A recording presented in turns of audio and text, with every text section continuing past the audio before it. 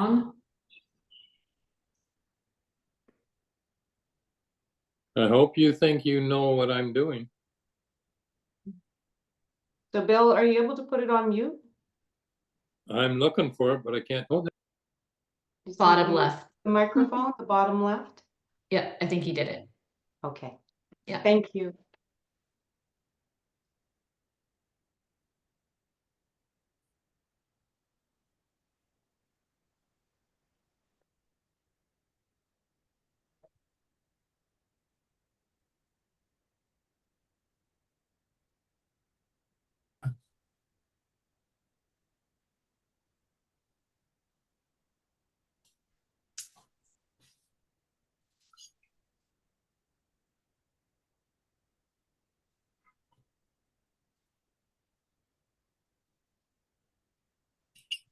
Well, hello everyone, and welcome to our webinar tonight.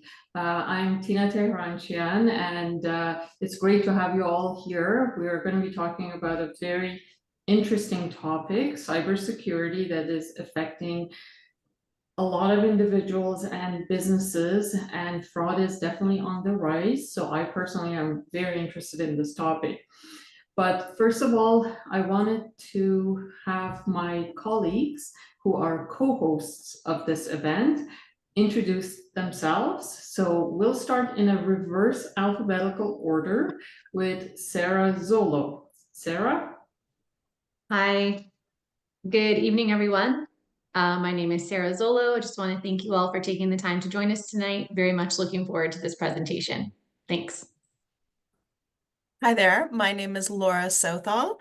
I just wanted to welcome everyone and thank you for joining us tonight. And I'm Janine Purves, and great to have a number of clients and contacts on here as well. So I hope we all get some wonderful information and are much more secure in our IT tasks. Enjoy. Good evening, everyone. I'm Marilyn Maxon. I work out of the Mississauga branch. I want to welcome all my clients that have joined us this evening, and I hope you enjoy the presentation. Good evening. My name is Dolores Hallett, and I wanted to welcome all our clients from Kitchener and hope you enjoy this, this very important seminar. Please let us know if you have any questions afterwards. Hi, everyone. My name is Avi. I work out in the Etobicoke office with Tina Tranchian. Thank you for joining us this evening. Excited to learn some nice tips. Have a wonderful evening, guys. Good evening, everyone. I'm Marie DeBono from the Aurora Assante office, and welcome. Today, we've chosen the topic of cybersecurity because it is an important issue that we deal with every day. Keeping our information private and secure in the digital world is an ongoing and ever-changing challenge. The consequences of not doing so can have a substantial impact on our privacy and financial security. I would like to introduce you this afternoon to our speaker, Bob Kyriakides. Bob has worked in information technology for 43 years. His company, Digital Hero, is a managed service provider for over 100 businesses and 350 individual user devices. Bob has presented at numerous events and has appeared on TV discussing various cybersecurity topics, including co-hosting live tech do-it-yourself webinars, and recently published an article titled The Top 10 or really 12 Things to Do to Protect Your Data on LinkedIn. Before I hand it over to Bob, please type in your questions in the Q&A box, and my colleague Laura Southall will be holding a Q&A session at the end. So Bob, over to you. Great. Thank you very much, Marie. Thanks everybody for attending tonight. Hopefully you're going to leave this seminar much more tech savvy than you entered it. And just to let you know that it is a very easy seminar to understand. So we'll just walk through it step by step. So as Marie said, I've been in the information technology business for about 43 years now. And one of my great loves is to help people surmount technology. I always believe that technology should be working for us and not the other way around. So let's have a look at our agenda. We're going to look at 5 major topics tonight. And by the end of this, you're hopefully going to be feeling a lot more secure, or at least have the ability to be able to make yourselves a lot more secure. So we'll just jump right in because we've got a fair amount to go through. So some housekeeping. So the presentation again is for everyone. It's a beginner level overview that we're going to be going through. There shouldn't be anything complicated in here. If there's any jargon, I'm going to explain it to you in very easy to understand language so that it's clear for everyone. If you have questions, please save them to the end. We may actually answer them as we go through the presentation. And please seek the help of a professional IT person if you feel that some of these tips may be a little challenging for you, and that's okay if they are. This is not for everyone, and some things may feel a little bit more complicated than you expected. So please seek professional help if you need it. And then I may be recommending some products and services during this seminar. Just to be clear, I'm not paid to do that. These are tools that I use professionally or personally and know that they work. Okay. So let's start with some sobering statistics about Canada and cybersecurity issues that are happening. So about a month ago, when I looked at the population of Canada, we had roughly 42 billion people. And out of those 42 billion, 64 billion had phishing emails. We've had 6.4 billion phishing emails sent every day. And then this number gets worse and worse as we go on. You can see that 13.4 billion victims of cyber attack have occurred, and almost half have been victims of viruses, spyware, or malware, and then a shocking 28.1 billion, so more than half the population of Canada is not using MFA, and don't worry, we're going to talk about what that means a little later on, but MFA is a really important tool to be able to secure your online accounts. And then finally, a huge number of us are obviously concerned about how our private information is being used when it's stolen or when it's taken without permission. So let's start by talking about passwords. Passwords are the things that we need, but we absolutely detest because we've got to try and remember them, and there's too many of them, and they're too complicated, and it goes on, and that's absolutely true. But things are trying to be improved in the industry. We're trying to bring in different ways of signing on that are secure, that ultimately we hope will do away with passwords altogether. So to start with, if we look at this chart and have a look at this particular line, if let's say one of your passwords is only 8 characters in length and all it uses are just lowercase characters, that can be hacked instantly. And then as you add the complexity of each column as we go to the right, so you add an uppercase letter, it gets a little lengthier, and you add an uppercase plus a number, it gets longer. And then until we finally hit 8 hours, if you add an uppercase, a number, and a special symbol like an exclamation mark or the pound sign or the dollar sign. So if we move down this chart, you can see that the longer the password becomes and the more complex, so the farther down and to the right, it takes longer and longer to break a password like that. So obviously having complex passwords is a great thing, but of course complex passwords are really difficult to remember. So of course they should be long and complex, but that makes them hard to remember. They should be unique for every single account. So literally for every account that you sign on online, it should have its own unique password. It shouldn't be the same password that you use on multiple sites, and it shouldn't really be a derivative. So it shouldn't be the, let's say the name of your pet and then your birth date, or the name of your pet and your spouse's birth date, etc. Right? It should really be unique for every single account. And then of course you're not supposed to share them, because having access to a password means you're going to gain access to an account or services. And of course, if you share that out to someone, then they potentially could get access as well, and you really don't want that.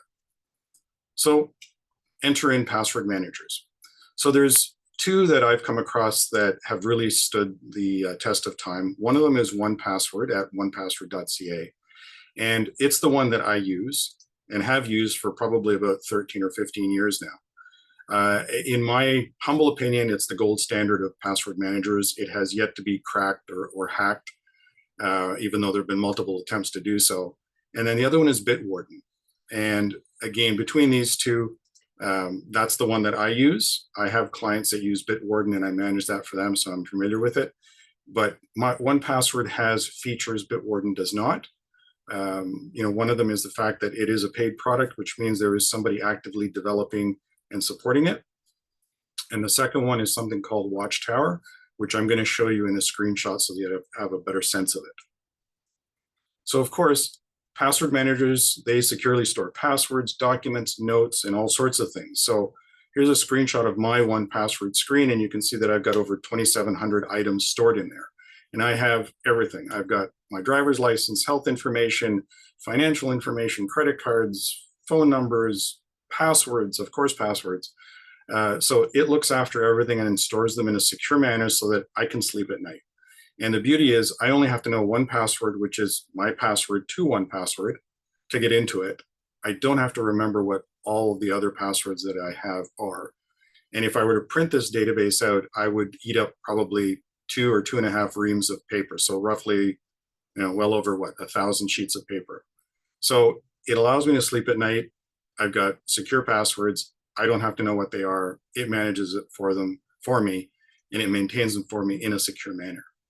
So the other bonus that it does is, of course, it will generate complex passwords for me.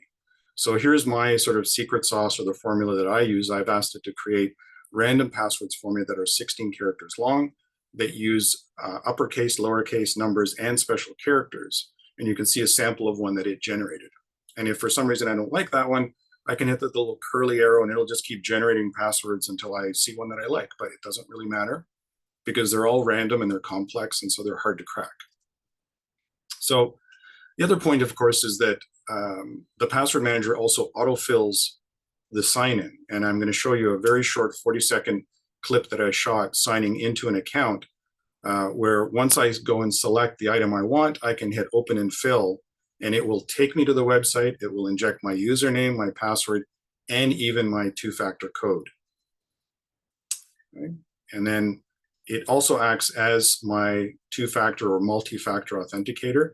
We're going to talk more about that later on because this is a really super important item to have to protect your online accounts. Okay. And again, it's called by various names. It's MFA, 2FA, two-step OTP, which is one-time passcode. And again, more on that in a couple of slides. And the one feature that I mentioned before was Watchtower. So this is something that Bitwarden does not have. So Watchtower is this great little panel that 1Password will display for you, and it'll actually give you a rundown of sort of your password health. So you can see the meter going from yellow all the way to green. In this sample, it's sort of in the middle, and it shows us that there's 11 compromised websites, there's 186 vulnerable passwords, and you can tap on each of these panels and it will show you all of the passwords that are at issue. So for example, if we looked at the 286 in the bottom center column, it's telling me that for this particular account, there's 286 accounts that offer 2-factor authentication that have not been activated. So I can literally click that panel and sort of make myself a pot of coffee and work down my list of adding 2-factor to all of those accounts. So as far as password managers go, what's it like? So here's a very, very short video where I sign into my Microsoft 365 account using my 1Password. So I'm in my browser, I put in my search and it's located. I hit the open and fill, and that takes me to the website. And I do the search one more time and activate the autofill, and you'll see in rapid succession, so this is in real time, 1Password, my password manager, is injecting my username, my password, and then my 2-factor code, and I'm in. So that quickly and that securely, I've accessed this account without having to worry about what my password is or try and remember it. So let's talk about securing online accounts. So the challenges here, of course, is that we need to use, of course, unique, complex passwords for each account. We're not supposed to recycle our passwords or use derivatives. It's really important to add a recovery email and a cell phone number to accounts. And the reason for that is that email accounts represent a bit of a dichotomy. They are something that have become very common to us, but they're also central to a lot of the things that we do in our digital lives. We use them to authenticate who we are to online accounts. So it's important that if something were to happen and we lose control of that account, we need to have some way to be able to get back in again. So a recovery email is key. And that could be another email account that you control, or it could be the recovery email of someone you trust, like a partner, a spouse, a member of your family, for example. And the cell phone is the same thing. The cell phone adds another way that that particular account manager, if it's Google, for example, they can contact you. In other words, they would send you an automated code to be able to get back into an account that you accidentally got locked out of or somehow got locked out of. So again, try and go through your accounts and add a recovery email and a cell phone number. It'll really go a long way to making things easier for you to be able to get back into accounts you've been locked out of. And then this one is one that kind of flies under the radar. Turn on notifications on accounts. And I'm talking about, banking, financial accounts, that kind of stuff. Any of them that offer any sort of notifications, please go and activate them. They're free. You just have to go in and set it. For example, in my banking account, I have one account where I've got the amount to be notified for withdrawal is $100. So for example, if $100 comes out of my account, I get a notification on both my phone and on email that that's been done. And the reason for doing it is it gives you sort of an early warning. So it's like an early warning system so that if money is coming out of an account and it's not you doing it and you get your notification, you can act much more quickly than if you have to wait for a statement to come and then realize, possibly a month earlier, somebody had managed to take money out of your account, because it'll start with one small amount when they try and test their ability to access your banking. And then if they succeed, of course, they're just going to start taking out larger sums. So you want to be notified as soon as that comes up. And then, of course, our good old friend MFA that we're going to get to know very well. It's available on pretty much all online accounts, and it's free to set up. There's no cost to set up MFA. If you encounter a cost, then you're using either the wrong app or you've gone down the wrong rabbit hole. The multi-factor authentication, it works by installing an authenticator app on your Apple or Android phone, or you can use your password manager like I do to be your generator for it. If you're going to do the route of doing an authenticator app on your phone, you should stick to some well-known ones like Google's authenticator app, and that's what the bona fide icon looks like, or Microsoft's, and its icon looks like that. So you can go to the Google Play Store or the Apple App Store and do a search for Google Authenticator or Microsoft Authenticator, and they'll come up with their respective icons. Just be careful of the Microsoft one. Somehow there's a third-party company that is not Microsoft that has managed to get their app to appear ahead of Microsoft's, and it has sort of like a weird lock with a Batman logo on it. That's not the right one. You want it to look like that. It's a blue lock with a little blue person on it. Okay. So let's talk about securing our online accounts. And we're going to talk about, first of all, the MFA, which is the same as 2FA, and it's the same as two-step and OTP. Those are all terms that mean the same thing. And here they are if you're interested. It's multi-factor, two-factor, two-step, and one-time passcode. It's the system whereby a code that can be used only one time is sent to your device or generated, which is better off, generated by your device. And the whole premise of this two-factor or multi-factor is that it's based on something you know, right? And that is your password, and something that you have, your MFA generator, which would live on your phone. So all of this is moving towards the idea that we're going to be using our smartphones as our MFA generators, whether again it's through an app that generates the code or through your password manager.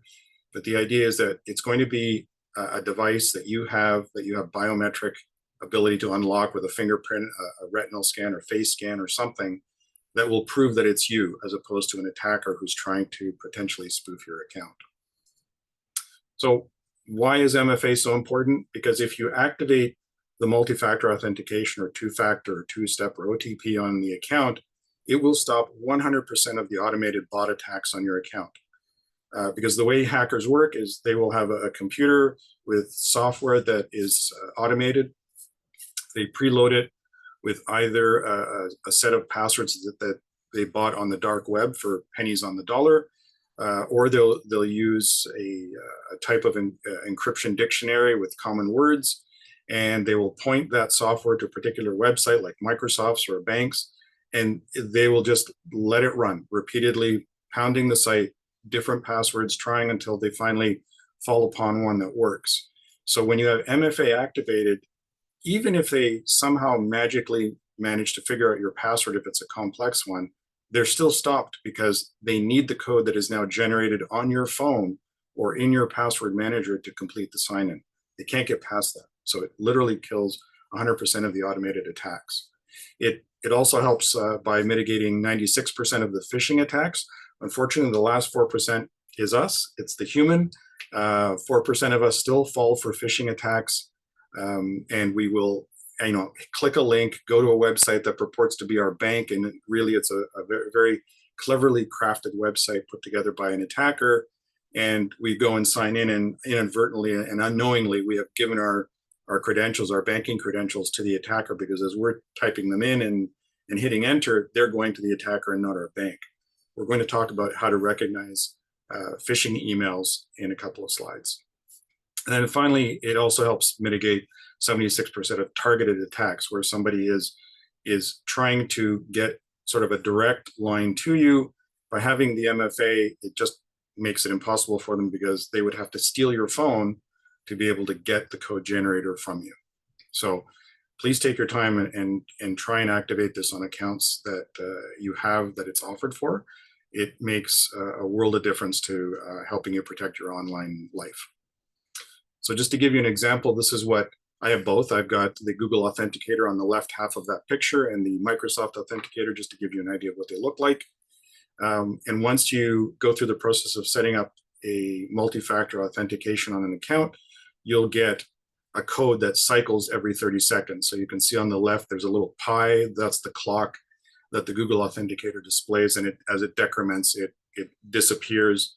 And then after 30 seconds, a brand new 6-digit code is generated, and that just goes on in perpetuity. So you don't ever have to wait for the code to be texted to you.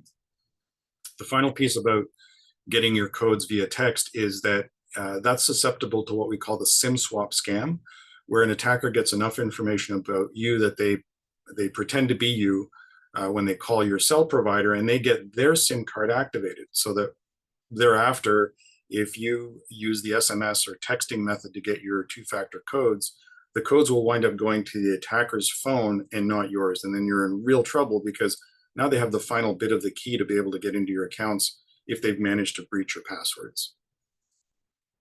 So we're going to talk about spotting fake websites, because you need to understand how websites work to be able to understand how to spot fake emails.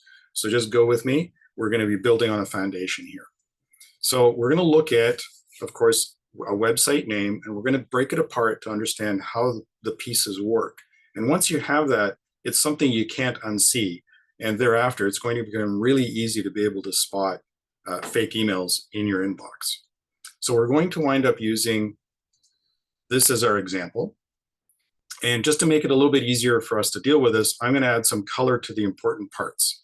And we're going to go through these so that we understand how websites work. And with websites, you always read right to left. I know that's counterintuitive in our North American culture, but websites work right to left, not left to right. And that's part of what causes the issue with us accidentally clicking on websites we didn't intend to go to. So if we look at this example that I've put up here, support.google.com, if we start at the far right, the purple, it's called a top level domain. And so that would be our .coms, our .cas, .org, .net, .whatever. And then after that, as we go down the pipe, we've got the second level domain, and that is your brand. That's the site you're going to. So google.com, Nike, Canada.ca, any of those.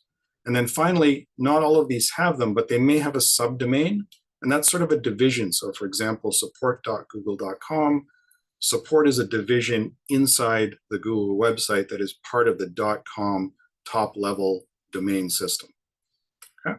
So with all of that, the little important piece that is sort of sticking quietly on the side is our path separator. And the reason why that's important is when we look at phishing emails, and I'm going to show you how you can decipher where you would go if you click on a link before you click your link. The path separator is important because we want to identify where it is, and then you want to start reading from the right to the left. And immediately, again, it's going to be something you cannot unsee.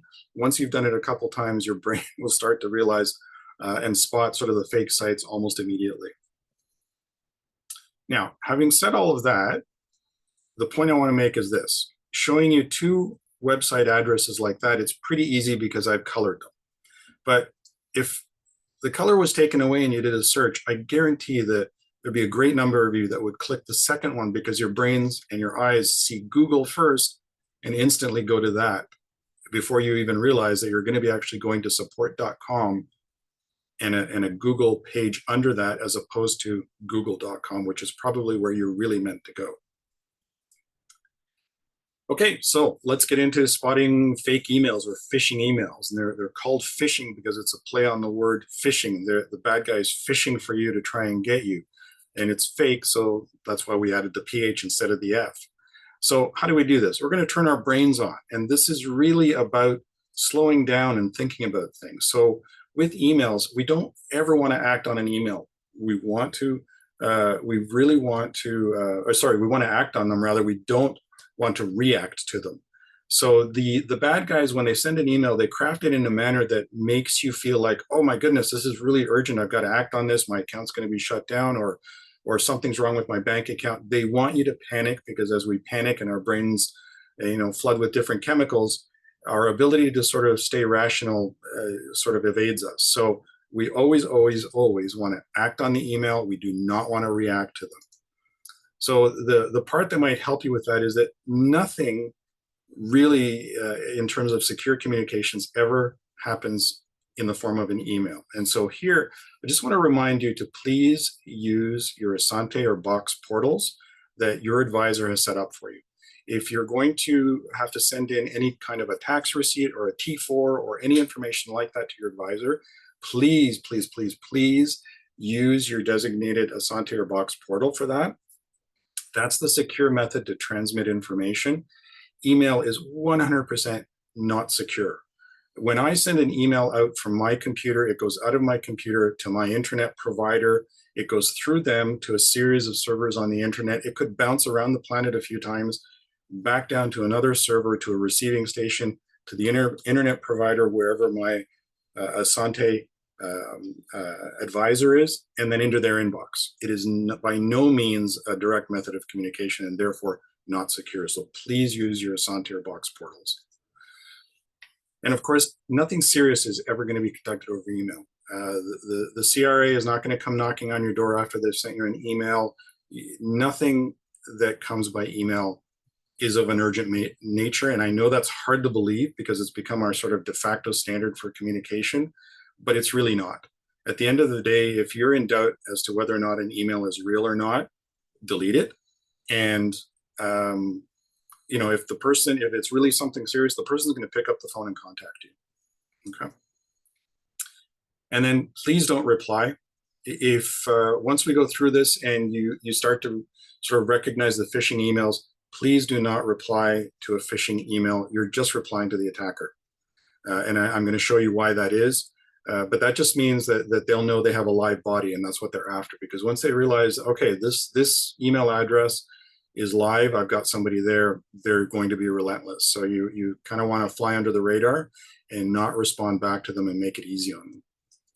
And then finally, pick up the phone. That's the number one. If something comes through from a family member saying they're in trouble, they need money, they're whatever, or I don't know, a friend has contacted you because they're in some trouble or something, just pick up the phone and call that person.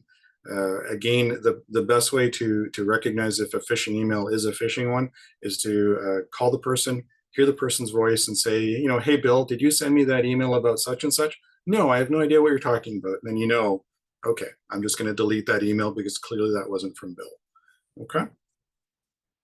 So the other way, this is part 2, we are going to turn on our X-ray vision. And so you're wondering, okay, how do we get X-ray vision? Well, there's a couple of ways.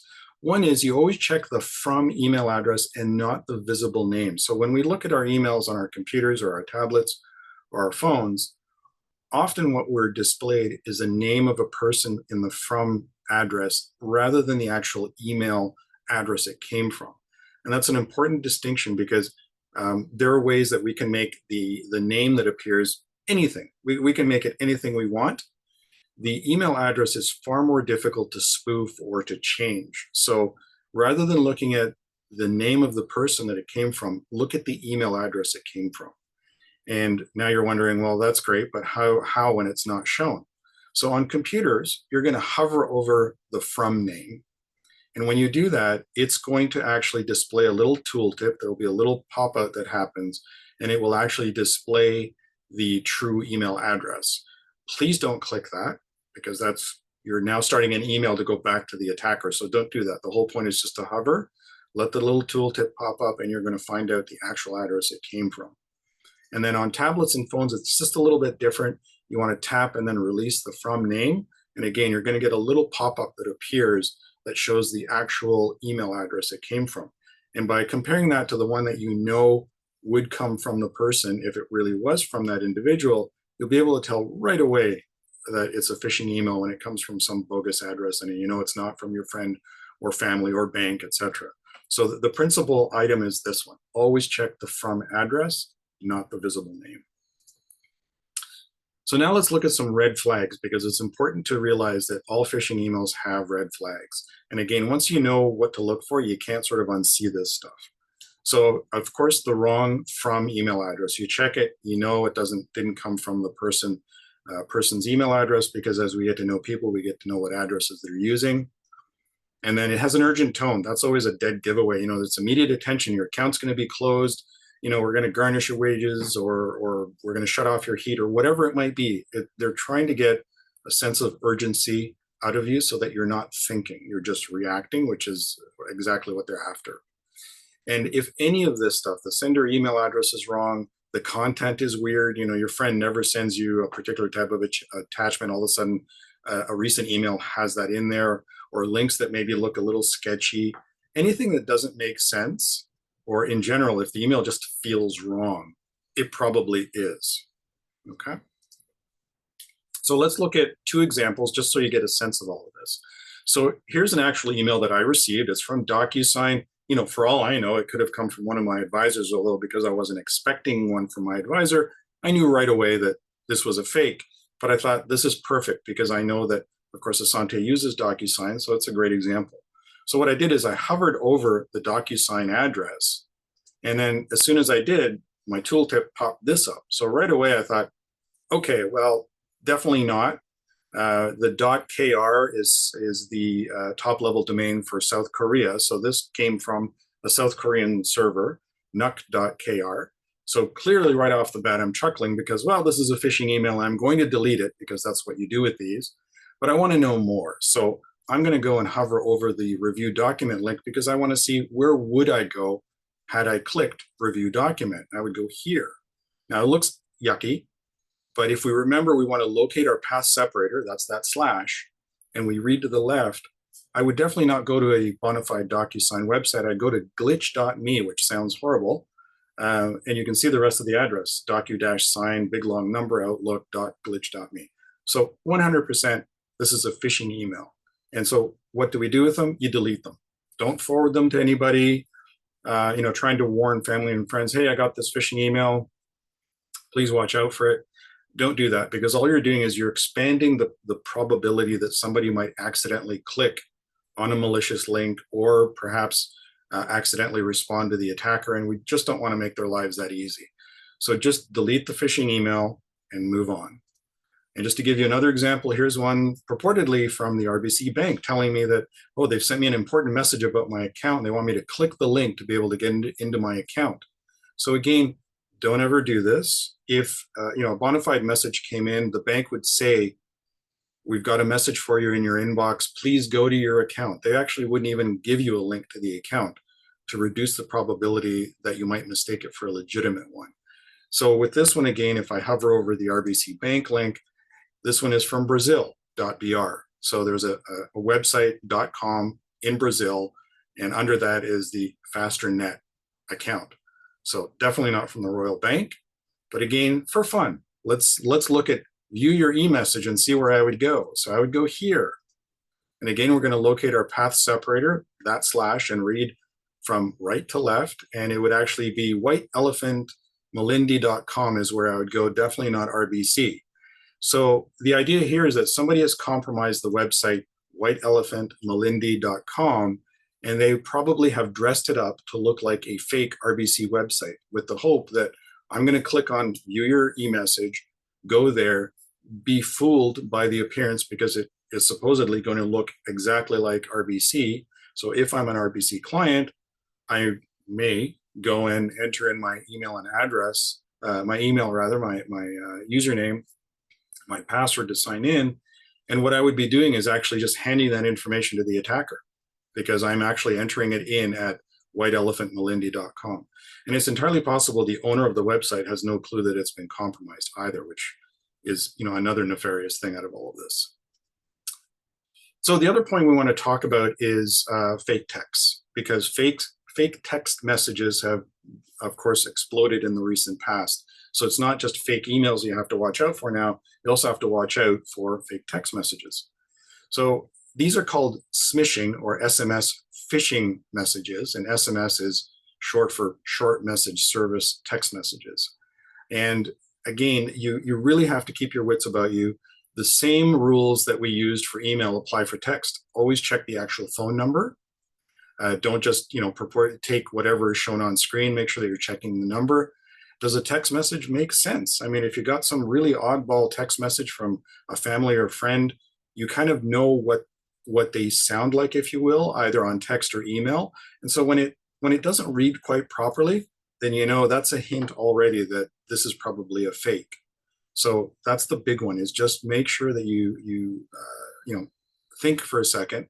You want to act and not react. Does it make sense that so-and-so is texting me what they're texting me?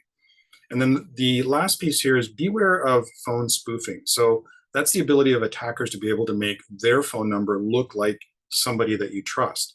And in that scenario, if the phone number checks out, but the text message is still kind of weird, it doesn't make sense, don't text back, because you may be texting an attacker. Instead, just pick up the phone and call the person who purportedly texted you and ask them.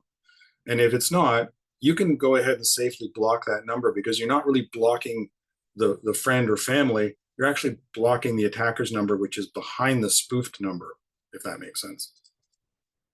So with that, let's talk about some cybersecurity tips for travelers. So recently, my wife and I went on a cruise to celebrate our 35th wedding anniversary. It was fantastic. And I took with me, of course, a barrage of equipment, because I wanted to test what it's like for a traveler going to hotels, free Wi-Fi, on the ship's Wi-Fi, all that great stuff. So I had a lot of fun testing all this out. And what I discovered was that even though I brought with me a little travel router that I had pre-programmed with a VPN account, and I'm going to talk about that in a second, it was actually blocked everywhere I tried it. Every single hotel that I tried it in, even on the ship, it was blocked. So there are services that they have running that will prevent a protective, VPN router to be able to activate. And the idea is that once this is activated on, let's say, an open network in the hotel or the free open Wi-Fi, I could connect to my router, which is protected by a VPN, and therefore my device would be protected in that bubble. So they preemptively, basically turned off the ability for these devices to connect. So I went to Plan B. And I always come prepared, and on all of my devices, I had a VPN account. So VPN is a virtual private network, and it encrypts your internet connection between your device that's running that VPN and the outside internet. So it creates sort of like a protected tunnel, if you will, so that if somebody's trying to spoof look into that tunnel to see what you're doing, they can't. And a good way to illustrate that is this. So I went to a local Starbucks. I took two computers. One is my victim computer and one is my hacker computer. And on the victim computer, I connected to the free Wi-Fi at Starbucks. On the attacker computer, I did the same thing, and I had my snooping software, and I was able to literally pull information right off of the open Wi-Fi. And you can see the top part that says without a VPN.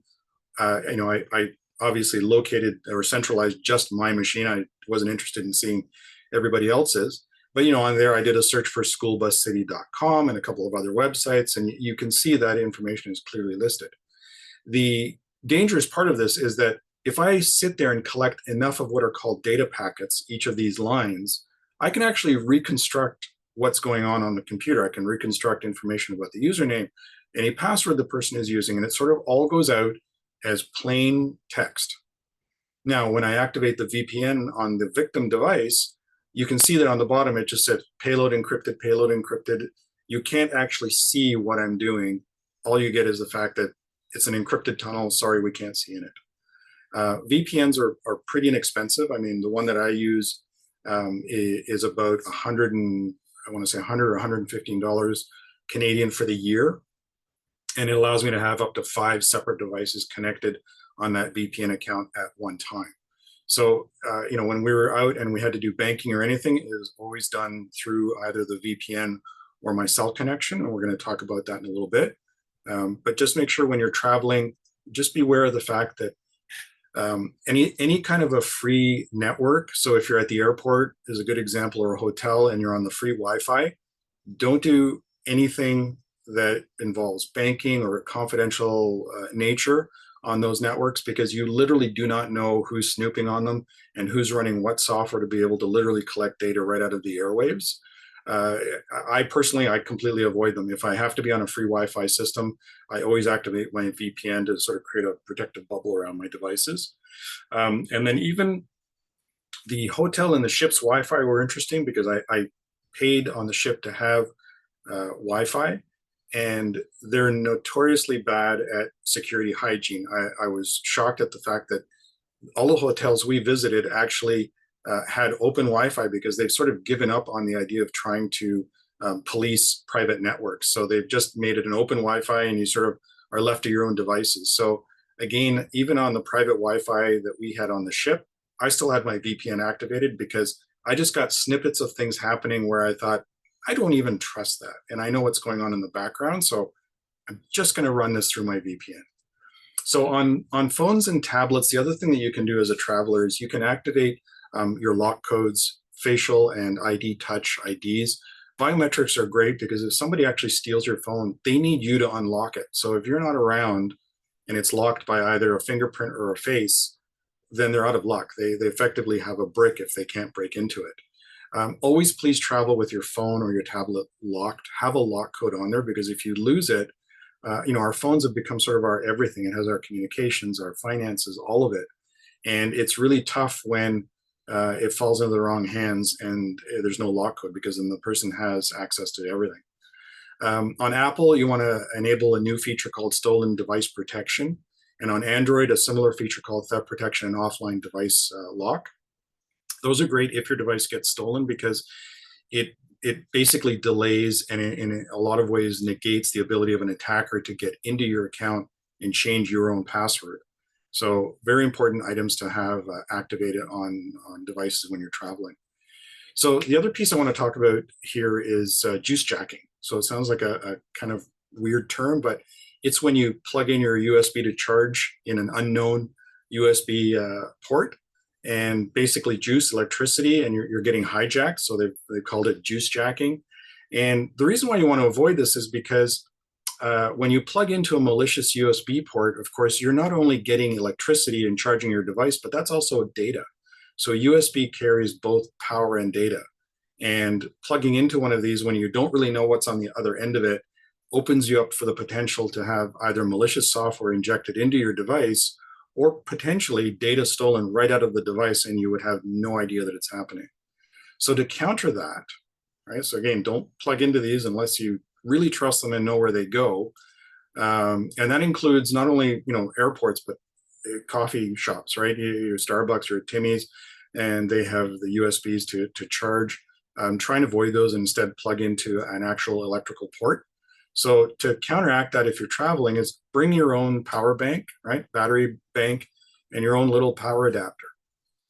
And that way that allows you to actually bypass the entire USB system. If you plug in by the little electrical adapter, of course, that doesn't carry data, so there's no danger there. And if you're plugging into your own battery, that's great, because that's trusted. And often with the newer batteries, you can actually have the battery plugged in and charging while you're pulling off the battery at the same time. So the other important items for the travelers, please don't share your device password or lock code. Always cover the screen when you're entering your lock code, just as if you're entering in your bank PIN number. And beware of shoulder surfers. I can't say that quickly. Those are people that are kind of, they're sort of doing one of these things over your shoulder, trying to see what you're entering in on your lock screen, because the lock code on phones can actually deactivate your account passwords. So it's really important to make sure that your phones are secure, they're locked, and people just can't get into them. And then again, just a few reminders, please don't do any banking or confidential items unless you're on your VPN or your cell plan. So when I travel, I also activate, roam like home kind of thing for my provider.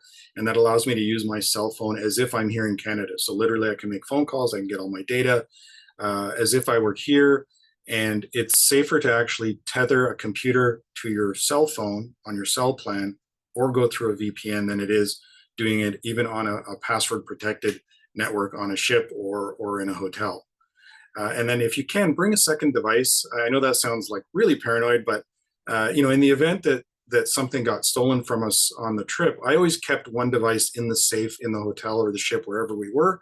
So that way, if it did, we could jump on the other device and deactivate the one that got stolen or lock it or wipe it. Part of the issue when you're traveling is often we take only one device, it gets stolen, and then we're really kind of hamstrung there because we have no way to activate the ability to lock or wipe the device, and then we could be in trouble. So if you can, bring a second one, put it in the safe, and it's there as sort of a backup in case the first one does get stolen.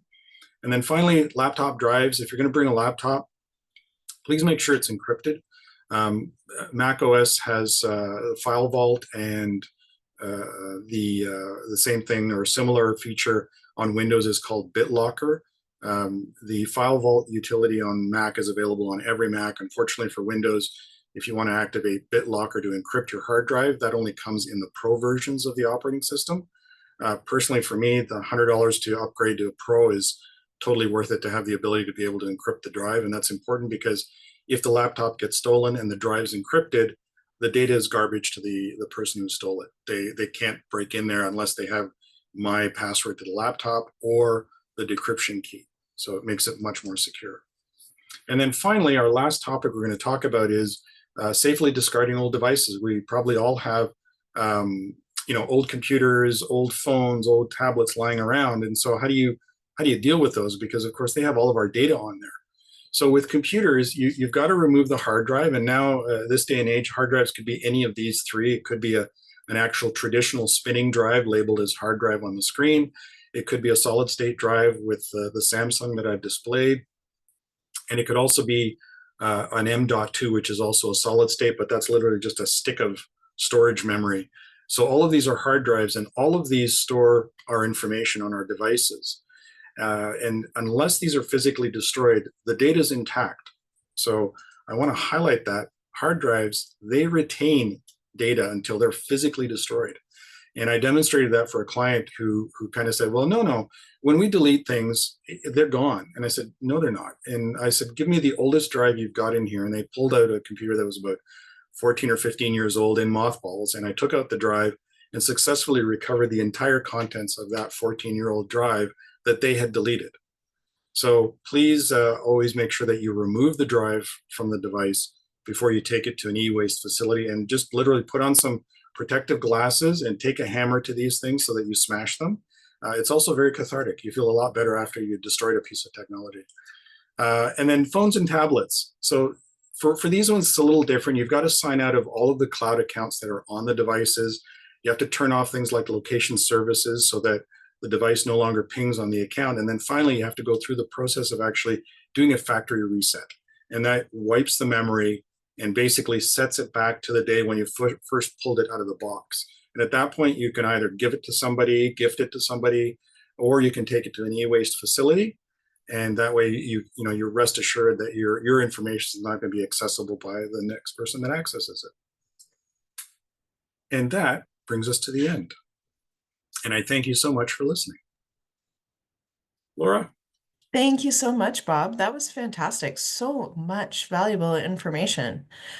We do have a few questions in the chat. So there's a couple questions about the VPN, and the first one is, do you recommend using a VPN? But you certainly answered that one. The next question follows with, I find that many websites block my VPN. Is there a way to get around that? That's a good one.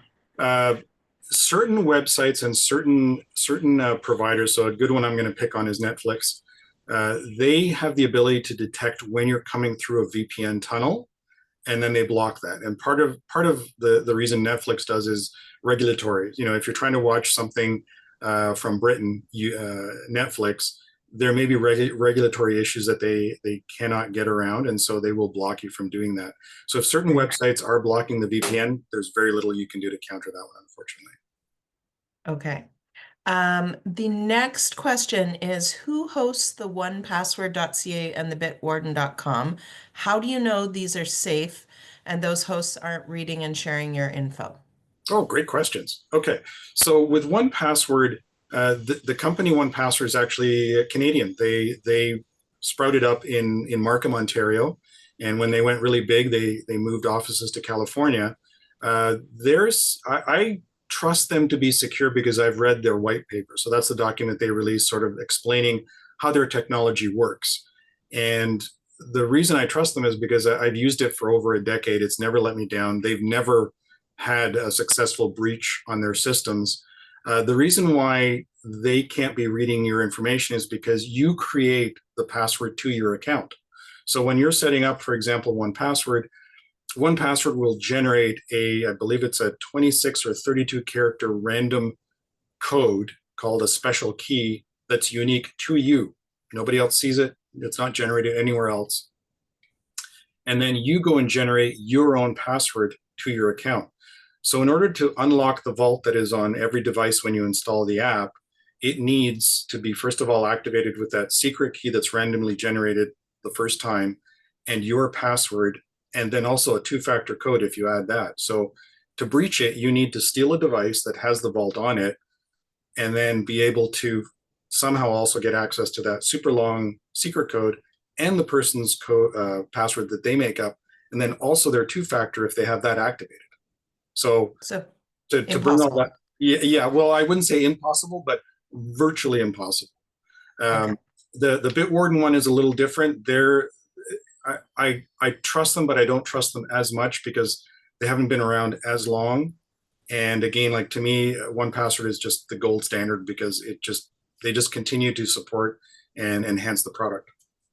Right. Okay, we have 3 more questions. So which option do you prefer when accessing financial services? The financial provider's app, for example, bank, or using your computer's browser with appropriate safeguards? Oh, that's a really good question. These are great questions.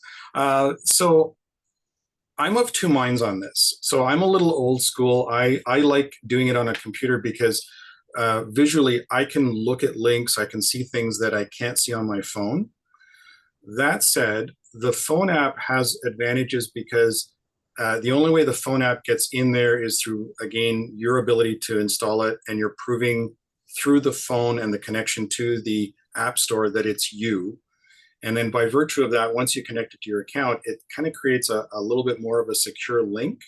And I can tell you that going forward, when we get away from passwords and we start using something called pass keys, the actual app is going to become key to that, because the app can now act as your pass key to unlock an account, even on your computer.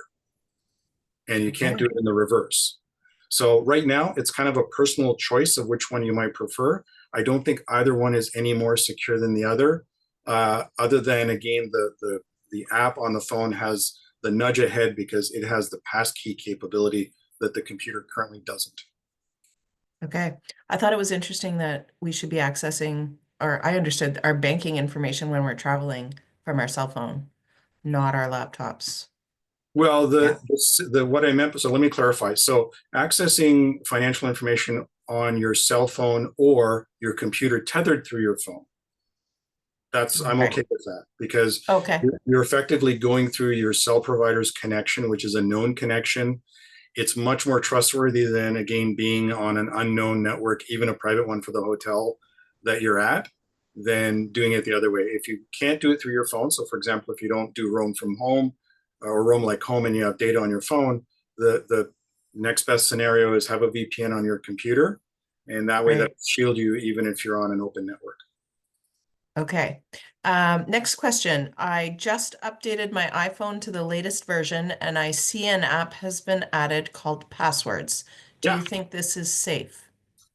Yes and no. So the one thing I've learned in my 4 decades in this industry is I don't like having all my eggs in one basket. So what I mean by that is I like having a dedicated app, 1Password, to be my password manager, period. The reason why I don't like using the password app that Apple provides is that we've actually had documented cases of victims having their Apple ID compromised. And once the Apple ID is compromised, the attacker has access to everything, including the contents of the password app. So by separating that out and having 1Password as your password manager, even if somebody breached my Apple ID account, they still don't have access to my passwords. So that's the only Achilles heel to it right now, is the fact that it's linked to the Apple ID. And if a breach at the Apple ID level happens, the attacker can get access to the passwords that are in the Passwords app. Barring that, it's a great feature. If you don't want to go 1Password or Bitwarden, I highly recommend doing the Passwords app on iOS. I literally was in Toronto on Monday and helped the client set all that up on their computers in their office so that they're all using the Passwords app across devices. Okay. We have with the questions just keep coming. So there's a few about the multi-factor authentication. Sure. So people want for you to re-explain that the multi-factor authentication, but also why would we need 1Password, because banks and credit cards already have a 2-factor authentication. Okay, great question. So multi-factor. So the idea there is if we take away the element that we're going to have our password manager be the generator for that. So we're going to stick to bona fide authentication apps, authenticator apps. What it involves is on your phone, whether it's Android or iOS, you're going to install either the Microsoft Authenticator app or the Google Authenticator app, one or the other. And once that's installed in your phone and you go to a website that offers 2-factor authentication and you activate it, you follow the steps, and at some point it's going to present a QR code, just like you see on screen where it says scan me. It'll be a QR code, and when you go to the authentication app on your phone and you click the add button to add an account, one of the options is to scan a QR code. You hold up your phone to the screen and scan it, and right away what you'll see is a 6-digit code that will cycle every 30 seconds.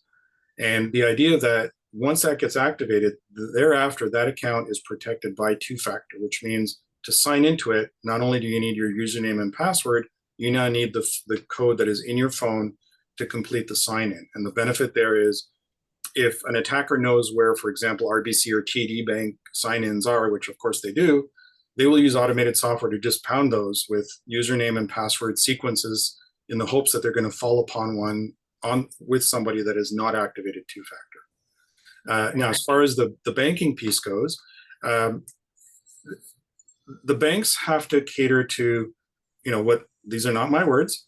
These are the words from somebody I know in the banking industry, the lowest common denominator. They have to make security the easiest they possibly can across the board. And so often what a lot of banks do right now is they're still texting us codes. I know my bank is doing that. They're not allowing me to use a 2-factor generator. They still want to text me codes. So they're still sort of dragging behind a little bit on the security side of it, trying to get folks into using things like the mobile app so they can activate pass keys, more recent software so that they can start using password managers on their computers. Again, it's just sort of all trying to help everybody get a leg up and take the next step up in security so that we can move away from the texting of codes from banks and actually get into passkeys, password managers, and then 2-factor generators so that we get away from, again, just a text, which to me is very easy to compromise. I'm not sure if that answered the question. If it didn't, just please re-ask it. Oh, I thought that was excellent. Okay, so we're trying to be conscious of time here. The last question, can you comment on the security of social media and using AI search? Great question. I will be very upfront. I despise social media. There it is. It's out. I think the problem with social media, there's a lot of problems, but in terms of security, one of the hallmarks for me across the board has been Social media sites have not made it easy for users to secure their accounts. So a good example again is Facebook. I helped a client secure their account because they were starting to get all sorts of weird messages from people they did not recognize on Facebook, and they hadn't realized that they didn't lock down their account. They had it wide open, so literally anybody in the world could see their posts, anybody in the world could post on their timeline, etc. And of course, on top of that, they make it extra difficult because periodically they will do upgrades, and we find that the security parameters that you as a user had set all of a sudden are reset, and you've got to go back in and put them on. So one good piece of advice is please take your time, go through all of your social media, sign in, go into your account settings, and it's typically under something like privacy and security, or they might be separated, might be privacy or security, and go down the rabbit hole of making sure that your security settings make sense to what privacy level you want. So certain things maybe should be visible only to you, or maybe posts are only visible by your friends or followers, but not everybody, because that's literally everybody. And it's a little different for each account. So just make your pot of coffee, take your time, go through each account, make sure that your security levels are set, and periodically just go back in and check them every now and then. And then again, for all of the social media, please activate your multi-factor authentication. I've helped far too many people who didn't have it turned on, and somebody managed to hack their account. And of course, that causes so much grief because we post so much of our lives into our social media. So please turn on two-factor. All of them offer it in one form or another, and that'll help secure. And I'm sorry, what was the other part of it? About the security of using AI for searching information. Yeah, that's a big one. I'll try and encapsulate it. So the challenge that we currently have with AI is actually putting guardrails around it.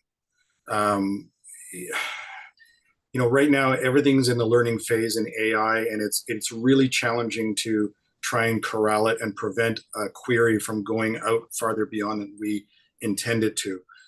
It's almost impossible to know where your AI queries go. I'll be very upfront. Unless the site that you're using the search engine on, whether it's social media or other, clearly states this is how far we allow your queries to go, it's impossible to know how far it goes and who sees those queries. And of course, that's part of the problem with things like ChatGPT and Copilot and all of the AIs that we have out there, is these companies trying to put guardrails around them and restrict where the queries go. But right now, I would say that if you type something into an AI search, assume everybody can see it. That's the safest way to put your searches.